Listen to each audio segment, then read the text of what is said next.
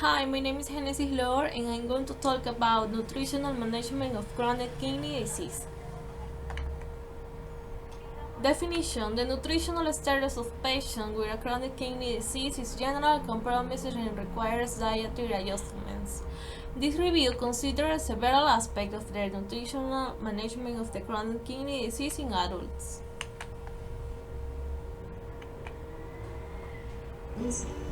Discussing your diet with a renal dietitian can help to improve some of your blood results and slow down the progress of your kidney disease. Although we cannot stop the kidney function decreasing, we can slow down the progress of kidney failure by keeping a healthy weight and maintaining a good blood pressure. If you are diabetic, make sure your blood sugar is well controlled. You are encouraged to keep up some regular exercise according to your physical tolerance. Dietary-wise, you are encouraged to follow a no added salt diet, which means you can use a small amount of salt in cooking, but do not add salt to your food at the table. The national recommendation of daily salt allowance is 6 grams per day, which is roughly equal to 1 teaspoonful of salt. You can use normal sea salt.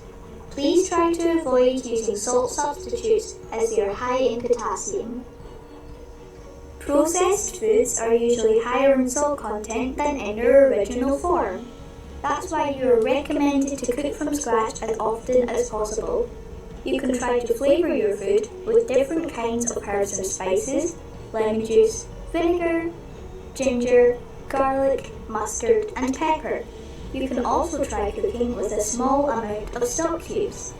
Please be aware, soy sauce, oyster sauce and black bean sauce are all high in salt content.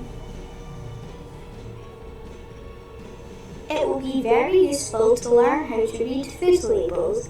Salt content of a food item is usually displayed as per 100 grams of the product or per serving size. Sometimes it will be displayed as a percentage of adults' daily reference intake or RI. Sometimes, food labels may only show the sodium content per serving. In order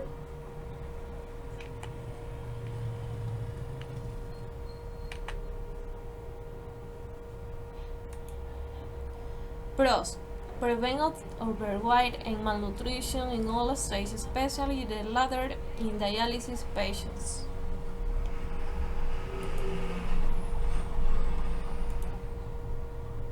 Cons: the kidney patient's diet can be dangerous. Restrictive is the basis of the significant decrease in protein intake as a measure renal protective.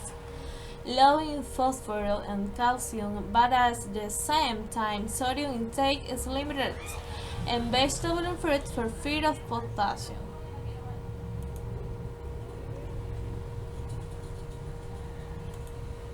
Applications in medicine. As part of the hygienic dietetic measures, nutritional advice should be the first recommendation to the patients. Dietary care has always been considered important in the chronic kidney disease.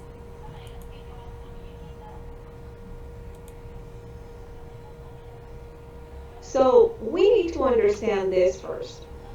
Remember that the healthy kidneys work 24/7.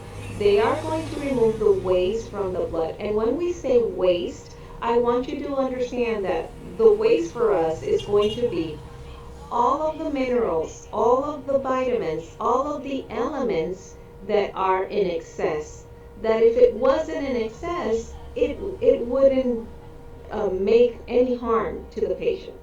For example, people that don't have any problems with the kidneys need potassium, need sodium.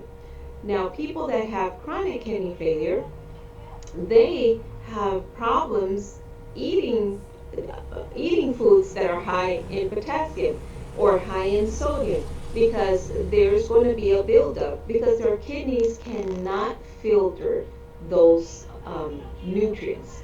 And that is when whatever the excess built up in the body, that is the waste. That is what we call the waste. So, what does waste mean? It is a buildup of chemicals, minerals, elements, vitamins, and toxins, mainly acquired through our diet. So what can build up? Urea can build up, and urea is a waste too. Many people tend to use the term urine and blood to explain what urea is. Creatinine is the waste from the muscle. So every time your muscles move, so if I do like this, I just created creatinine. So every time your muscles move, you create creatinine. Another thing is potassium, sodium, phosphorus, and fluids. So when any of these are in excess, that is called waste. So the renal diet for in-center hemodialysis patients needs to give them good nutrition, but at the same time limit the buildup of waste between treatments. Patients on peritoneal dialysis, home hemodialysis, or nocturnal in-center hemodialysis have a more flexible diet.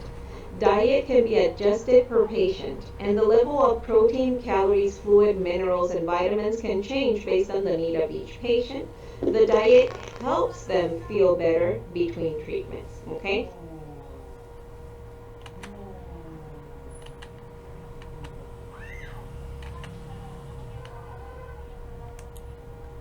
Issue applied in Ecuador.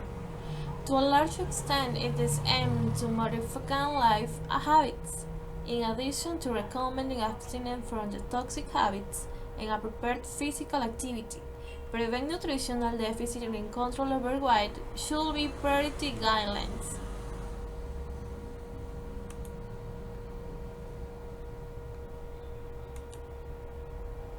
In conclusion, the patients can divide and combine the serving in all meals according to your wishes.